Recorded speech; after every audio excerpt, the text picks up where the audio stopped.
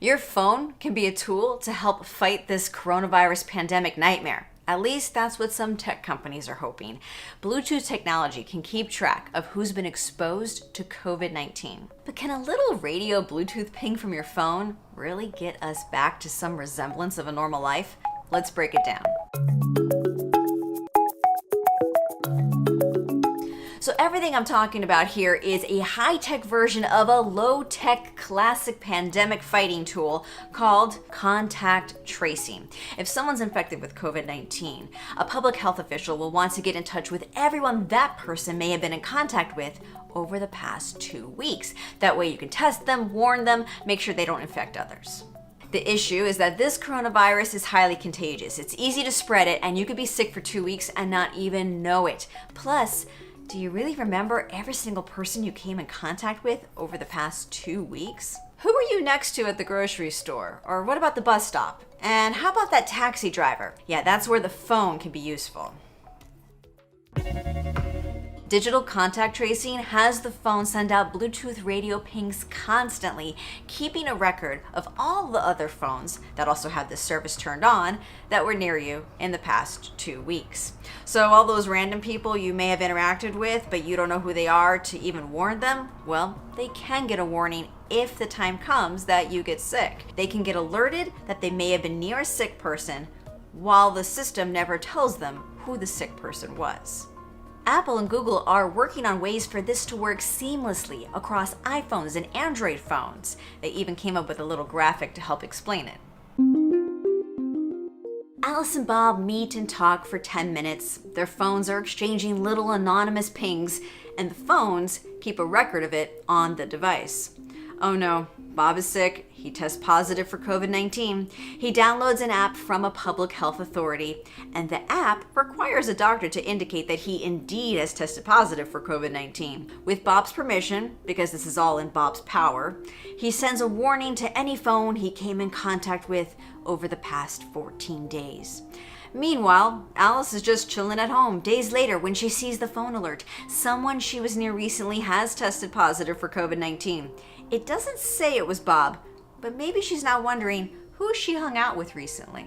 And now Alice gets advice on what to do next. Maybe that's to get tested or to isolate from others. Hopefully Alice can test to see if she really is sick and can avoid hanging out with other people in the meantime. So while this sounds really good, this is all new territory, and there are a lot of things that have to happen for this to actually make a difference. First off, you need to have people trust it to even use it because it's all voluntary. It is opt-in. And so tech companies are coming out with promises that it will be completely private. No ID is tied to you. No GPS location is recorded because you have to feel safe and secure with it to even want to use it. But let's go back to Alice and Bob for a second. If Alice was in isolation for weeks and the only person she hung out with was Bob and then she gets that alert, yeah, she knows Bob's the one that got sick, but hopefully Bob would have been a good enough friend and told her regardless. The second big challenge is getting people to download the technology into their phones. These are public health apps that people have to seek out and download. The technology is being woven into future operating system updates for iOS and Android, but still, people need to make sure that they have the latest update. Apple and Google are working on getting this to as many phones as possible. But it's not good enough just to have the app on your phone. People need to be using it actively. For this to really be effective, experts are saying you need to have at least half the population using it. And it also means both Alice and Bob need to have opted in to having their phones ping all day long. So you have to assume they didn't turn Bluetooth off to save battery when they went to the store. And when a person does get sick, they have to voluntarily report that they are sick. Participation is required. Now, to prevent abuse and trolls, they're going to make these apps require that a doctor or public health official is the one who checks that little box that says, yes, this person did indeed test positive for COVID-19. But even then, the person who owns the app has to still take the step to share that information. There's a lot of steps here. And then there's the issue of how well all of this will work when Bluetooth can have its wonky moments. For two phones to say that they were near each other, how long do you have to be next to each other? And exactly what is that distance?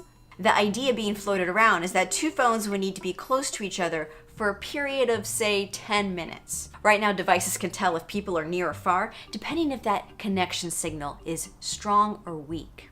Of course, you don't need to be hanging out with someone for 5 or 10 minutes to get sick. It could be a quick event if two people aren't careful. And what if you were next to someone but the system assumed you were farther away because the Bluetooth signal was weak? Maybe it was obscured by something.